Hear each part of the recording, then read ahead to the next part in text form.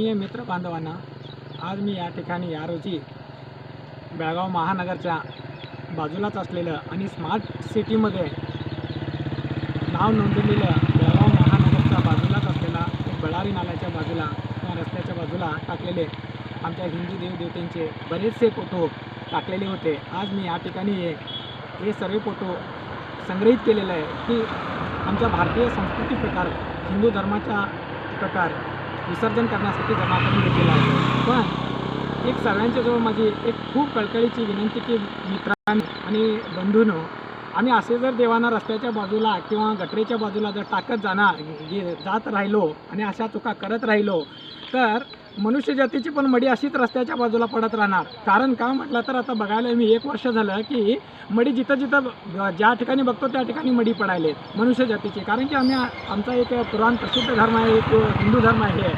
त्या प्रकारे आम्ही की जे काही विटंबना झालेले किंवा जुने असलेले किंवा नको असलेले फोटो मी विसर्जन करत नाही आहे। विधी प्रकार आम्हाला कळतं आहे तसं नको असलं की नाही की जुनं झालं की विटंबना करून कुठं पाहिजे तिथं टाकून सोडणे, त्या प्रकार आम्ही करत जायले। त्याच प्रकारे आम्हाला आता 1 वर्ष गेलं 1 वर्ष बघायलो आहे की जे आम्ही बघतो तशी मडी पडायले, मग आम्ही देवांना तसं टाकणार, मनुष्य जातीची मडी पण तशीच पडणार।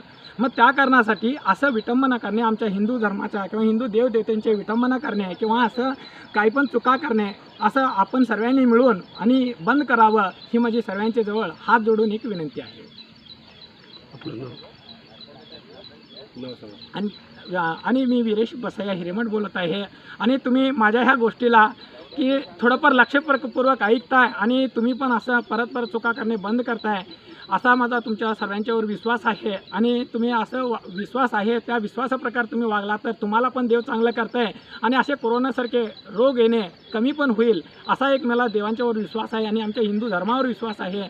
त्या कारणासाठी अशा चुका करू नका माझ्या मित्रांनो, करू नका बंधूंनो, म्हणून माझी एक कळकळीची विनंती आहे।